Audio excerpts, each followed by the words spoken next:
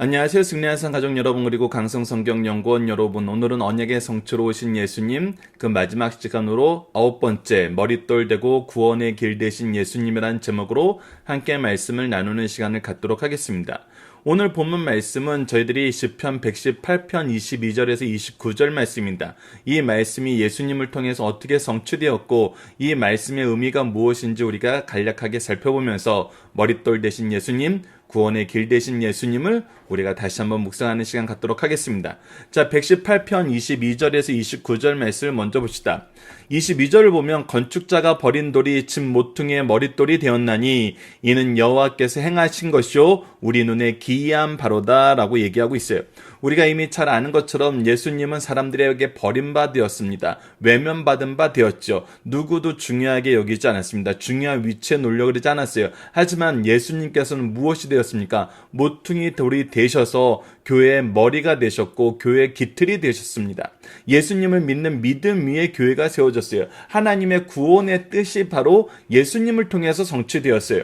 그래서 이것이 누가 행한 것이라 그러냐면 바로 여호와께서 행한 것이라고 성경에서 분명히 얘기하고 있고 이것이 우리 눈에는 기이한 바가 되었다고 얘기하고 있어요. 하나님이 이 일을 이루는 방식도 기이했고 이 일을 이루시는 예수님의 모습도 기이한 분이셨어요. 그래서 우리가 분명히 보게 되는 것은 이것을 모든 이루시는 것이 누구의 뜻에 의해서 이루어진 거냐면 여호와의 뜻에 의해서 여호와께서 행하신 것을 가르쳐주고 있어요. 동시에 24절은 무엇까지 얘기해 주냐면 이날은 여호와께서 정하신 것이라 라고 얘기하면서 이 날까지도 하나님께서 그 때까지도 하나님께서 정하셨다는 것입니다. 즉 예수님이 왜 로마 시대 때 오셨습니까? 라고 얘기했을 때 우리가 신학적으로 보면 굉장히 중요한 여러 가지 이유가 있습니다. 언어적인 부분에서도 이유가 있고 성교적인 부분에서도 이유가 있고 하여튼 이 안에서 우리가 경험하게 되는 것은 정말 하나님께서 가장 좋을 때 좋은 장소에 하나님의 뜻을 이루신다는 것입니다. 그래서 우리가 이 로마 시대로 인해서 이 황제라는 개념과 이 큐리오스라는 개념 안에서 예수 그리스도 우리가 주로 시인하는 것이 무엇인지 이해할 수 있는 기반을 마련하게 해줬고 성교적인 측면에서도 모든 길이 로마로 통하게 전 세계가 길이 정비됨으로써 인해서 복음의 역할이 굉장히 빠르게 전파될 수 있도록 하나님께서 준비해 놓는 그때를 하나님께서 정하시고 실행하셨다는 것입니다. 이것을 통해서 우리가 또 무엇을 경험할 수 있냐면 예수님께서 지금 이 안식일에 돌아가신 것은 사람의 계계와 가룟 유다의 배반에 의해서 된 것이 아니라 하나님이 정하신 때라는 거예요. 이것은 우리가 요한복음을 통해서 잘 확인할 수 있었습니다. 요한복음에서 예수님이 호산나 찬양을 받으시며 들어올 때 사람들은 자기네들이 예수님을 암살하려는 계획을 다 이제 실패한 걸로 봤어요. 그리고 오히려 이 암살하는 계획도 언제 하려고 그랬냐면 예수님이 명절 때는 사람들이 많아서 사람들의 눈치를 봐야 되니까 명절이 끝나고 하자 그랬어요. 사람들의 계획은 하나님의 뜻과는 전혀 다른 방향으로 나가고 있었어요. 그러나 가룟 유다를 만나고 이들의 계계가 어떻게 활성화되어서 자신들의 뜻을 앞당긴 걸로 생각하고 있지만 오히려 이것은 예수님을 통해서 미리 예고되었던 것이었죠. 이들의 계획이 이반되기도 전에 예수님께서는 분명히 얘기합니다. 이번에 올라가서 내가 잡히고 고난당하고 멸시당하고 죽으시고 부활하실 것을. 그래서 이 날은 누가 정하신 거냐면 하나님이 정하신 것이랍니다. 그리고 이 날에 우리가 즐거워하고 기뻐하게 된다는 것입니다. 여러분들 이 부분이 더 놀랍습니다. 24절 말씀과 25절 말씀은 우리가 신약에서 어떻게 성취되었는지 보면 더 놀라운 것이 무엇이냐면 25절을 보면 여호와여 구하옵나니 이제 구원하소서 여호와여 우리가 구하옵나니 이제 형통하게 하소서라고 얘기하는데 이것이 지금 무엇이었습니까? 예수님이 종려주일날 예루살렘에 입성할 때 호산나 다윗의 자손이여 우리를 구원하소서 우리를 구원하소서라는 이 호산나 찬양의 이 찬양의 내용이 바로 여호와여 지금 우리를 구원하소서 이 내용이었거든요. 그래서 호산나 찬양하면서 무엇라고 얘기해요? 26절 여호와의 이름으로 오는 자가 복이 있으며 우리가 여호와의 집에서 너희를 축복하는도다라는 이 말씀으로 사람들이 예수님을 맞아들이면서 찬양을 하잖아요.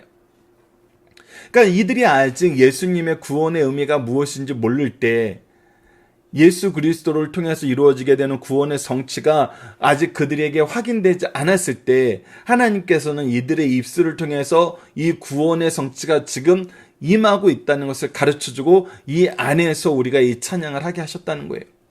즉 하나님의 구원의 뜻이 지금 하나님의 언약의 약속대로 계속 성취되고 있다는 것을 우리에게 보여주고 있는 것입니다. 자, 그리고 나서 우리가 오늘 신약의 성취로서는 연결되지 않지만 중요하게 기억해야 되는 것이 바로 27절입니다. 27절을 보면은 여호와는 하나님이시라. 그래서 우리가 여호와는 하나님이심을 하나님의 구원의 역사를 통해서 분명히 확인하게 되죠. 그러면 우리가 이 여호와 하나님께 어떻게 나아가야 돼요? 그가 우리에게 빛을 비추셨으니 밧줄로 절기 제물을 제단불에 맬저다. 분명히 뭐라고 얘기하냐면 그가 우리에게 빛을 비추셨으니 구원의 빛을 비추셨어요. 그 우리는 무엇을 해야 돼요? 밧줄로 절기 제물 제단불에 맬저다 라고 얘기하고 있어요. 즉 하나님께서 정해주신 그 방법대로 나아가야 된다는 거예요. 오직 예수님만 바라보는 방법으로 나아가야 된다는 거예요. 하나님이 정해진 질서 안에서 행해야 된다는 거예요. 하나님의 뜻을 우리가 의지하고 거기에 붙어 있어야 된다는 거예요. 그리고 우리가 거기에 뿔을 매야 된다는 것입니다. 우리가 은혜를 경험하고 나면은 가끔 그럴 때가 있어요. 아니요, 어쩌면 자주 그럴 때가 있죠. 우리가 원하는 대로 우리가 은혜 받은 것을 우리가 자랑하게 되고 우리가 자랑함으로 우리의 특권으로 생각하게 되고 이것은 우리의 특권이기 때문에 내가 마음대로 할 수 있다고 생각하는 경우가 있을 수 있어요. 특히 무엇에 대해서 그렇게 하냐면 예배에 대해서 그렇게 하는 경우가 많다는 것입니다. 특히 목회자로서 가장 주의하는 부분이 바로 이 부분입니다. 우리는 예배를 우리가 지금 현재 드리는 예배는 교회 법에 의해서 어떤 교회는 당회에서 결정하고 어떤 교단은 교회라기보다는 교단은 당회에서 결정하고 어떤 교단은 담임 목사님에 의해서 결정이 되는 경우가 많습니다. 그러나 이것이 한번 선포되면은 이것은 우리가 하나님의 뜻으로 하나님의 기뻐하시는 예배로서 선포하는 것이 내가 예배를 마음대로 개폐하는 것이 아니거든요. 그렇기 때문에 우리는 이 예배에 하나님의 뜻 안에서 순종하는 모습으로 이 예배를 지켜야 됩니다. 그런데 정말 안타깝게도 현대 사회에서 이 예배가 리더의 필요에 의해서 개폐가 되는 경우가 많이 있죠. 때로는 설교가 설교로서 준비되어서 선포되는 것이 아니라 일부 교회에서는 영화를 틀어주는 걸로 대신한다든지 아니면 엉뚱한 이야기를 하고 엉뚱한 사람들을 강단에 올리는 걸로 대신한다든지 이런 일이 너무나 자주 일어나고 있는 것을 우리가 보게 됩니다. 우리가 중세시대 때 교회가 타락했을 때 어떤 모습이 있었냐면 교권과 왕권이 서로 충돌했을 때 이런 일이 있었다 그럽니다. 바로 왕이 이 교권에 충성하지 않고 무릎 꿇지 않고 자기네들의 권위를 침범하려고 그랬을 때 어떻게 했냐면 사람들에게 수찬을 정지시켰다는 거예요. 이 중세시대에는 우리가 알다시피 종교개혁이 이루어지기 전에는 대부분의 예배가 라틴어로 이루어졌었습니다. 라틴어로 이루어지는 것은 일반 사람들, 일반 백성들, 글도 모르는 사람들이 자기 나라의 말의 글도 모르는 사람들이 라틴어로 드려지는 예배는 그들이 바르게 참여할 수 있는 예배가 아니었죠. 그래서 일반 성도들에게 가장 중요한 건 뭐냐면 그 주일날 우리에게 주어지는 이 성찬이었던 거예요. 그래서 사람들이 어떻게 생각하도록 만들었냐면 이 성찬을 하고 죽으면 우리가 구원을 받는데 성찬을 하지 못하고 죽으면 구원을 못 받는다는 식으로 이렇게 사람들에게 신앙을 심어주고 그것을 정치적으로 활용하면서 왕권이 우리에게 굴복하지 않으면 그 왕권이 지배하는 그 지역에 성찬을 금지시키는 겁니다. 그러면 사람들이 교회 와서 성찬을 하러 온 건데 엄밀히 말하면은 이 성찬을 못하게 되니까 그 이유가 뭐냐면 왕이 이 부분에 대해서 죄를 범했기 때문에 순종하지 아니했기 때문에 이 수찬이 정지되었다는 얘기를 듣게 되면은 민중들이 그거에 대해서 불만을 해가지고 결국 왕을 무릎 꿇게 하는 그런 어떤 정치적인 수단으로 예배를 이용했다는 것입니다.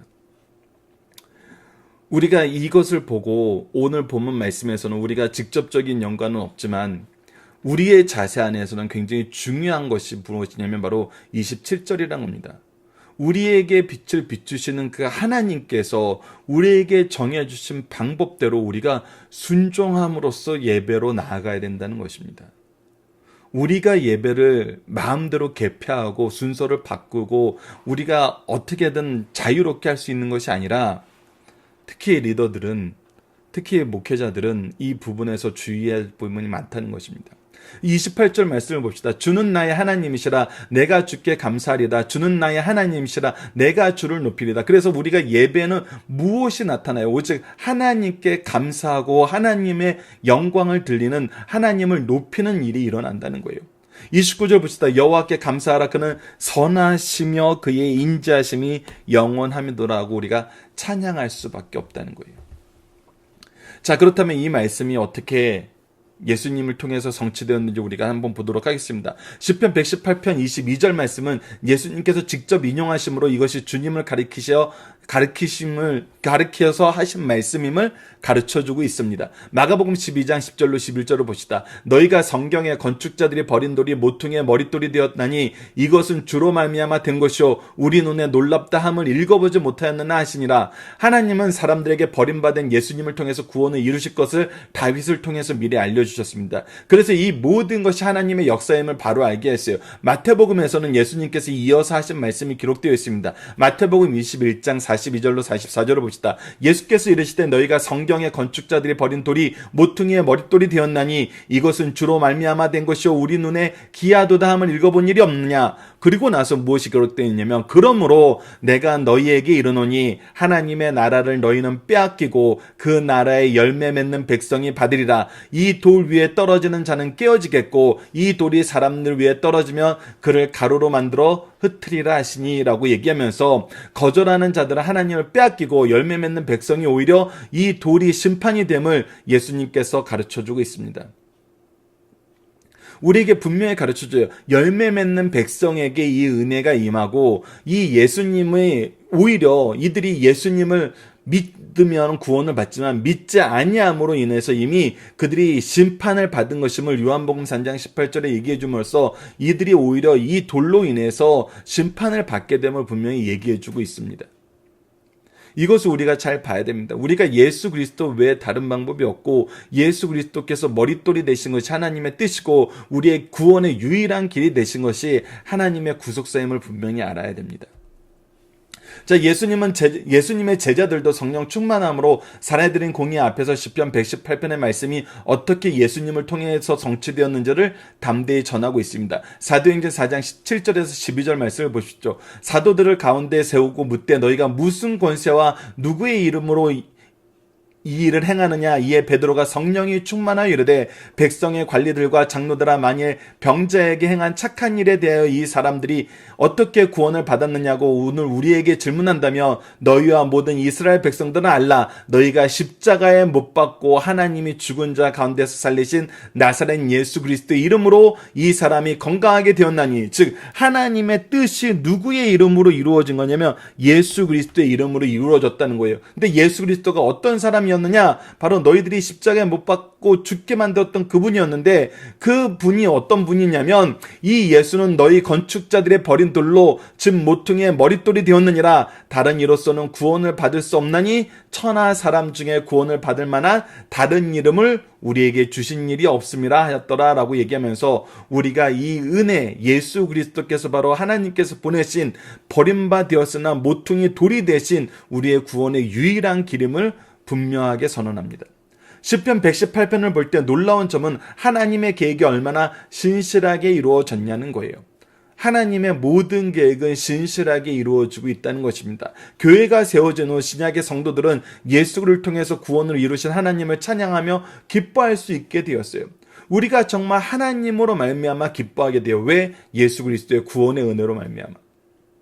그러나 아직 예수 그리스도의 죽으심과 부활을 알지 못하는 상태에서 예수님이 예루살렘에 입성했을 때 아직 그 의미를 모르는 상태에서 예루살렘에 있던 사람들은 버림받으신 예수님을 향하여 호산나 찬양하고 맞이한 걸 볼 수 있습니다. 우리가 앞에서 이미 상고했던 부분이죠.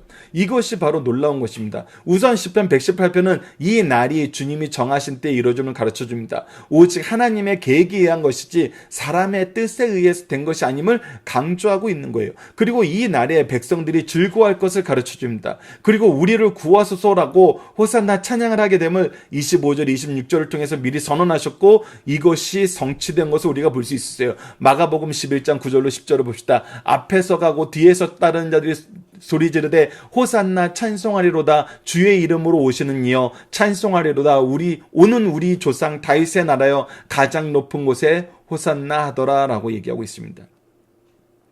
그리고 우리는 메시아를 통해서 예수 그리스도를 통해서 여호와께 감사하며 그의 선하심과 인자심과 영원함을 선포하는 삶을 살게 됩니다.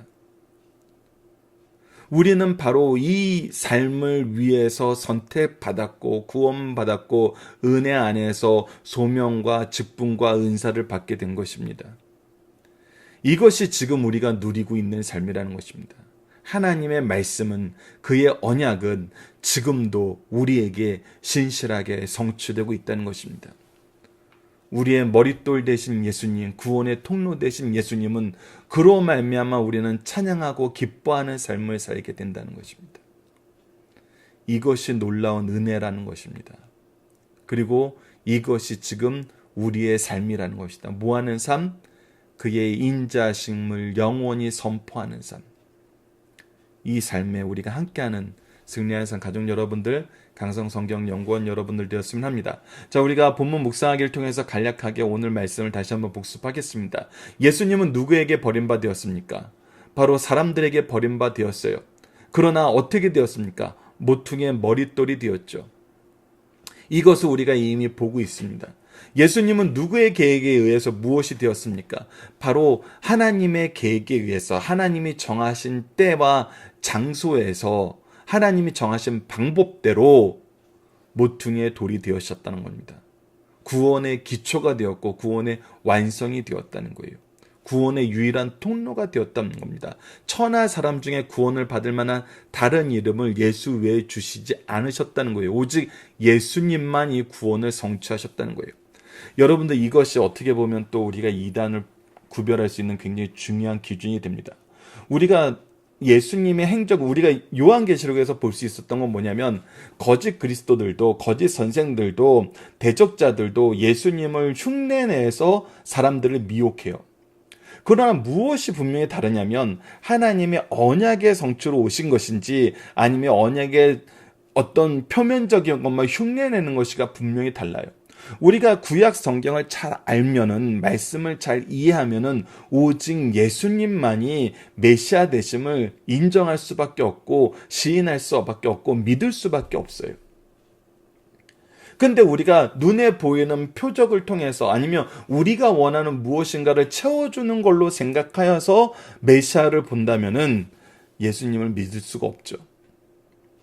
오히려 그들이 버리는 건축자의 버린 돌처럼 예수님을 취급하게 되는 것입니다.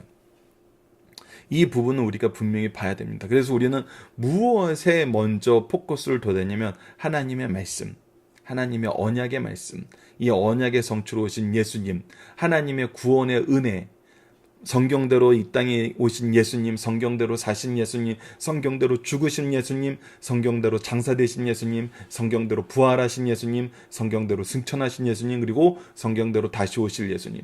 그리고 하나님의 삼위일체 하나님의 구속의 은혜, 성부께서 이 구원을 계획하시고 성자께서 이 구원을 완성하시고 성령께서 이 구원을 우리에게 적용시키시는 이 놀라운 구원의 은혜, 이 일을 위해서 하나님께서 우리보다 먼저 준비하시고 일하시고 우리를 위해서 또 이 사명을 위해서 우리를 부르시고 부르신 다음에는 어떻게 하세요? 준비하신 은혜를 다 부어주시면서 우리와 함께 동행하세요. 동행하시면서 어떻게 하세요? 열매를 맺게 하세요. 그 안에서 우리가 하나님의 능력의 게시판, 구원의 게시판, 하나님의 은혜의 게시판, 또 은혜의 통로, 축복의 통로가 되는 것입니다. 그래서 우리는 무엇을 선포하는 사람이 되어야 되냐는 겁니다. 여호와께 감사하라. 그는 선하시며 그의 인자심이 영원함이도다 라고 선언할 수 있는, 오직 하나님께 감사드리고 그의 영광을 찬양하는 그런 사람이 되어야 됩니다. 이것이 우리의 삶의 모습이고 삶의 내용이고 삶의 목적인 것입니다. 이번 주 공동 기도 제목, 우리는 오직 예수 그리스도를 믿고 선포하고 소망 중에 믿음 안에서 충성하는 삶을 살게 하여 주소서. 오늘 말씀을 통한 기도 제목은 우리가 진리의 말씀을 통해서 구약의 언약이 예수님을 통해서 얼마나 신실하게 성취되었으며 이 은혜의 약속들을 우리도 여전히 풍성하게 누리고 있음을 깨닫게 해주셔서 감사합니다라고 기도하고, 영원히 주님을 찬양하며 주님의 나라를 선포하는 삶을 살게 하여 주소서라고 우리 함께 기도하는 시간 갖도록 하겠습니다. 감사합니다.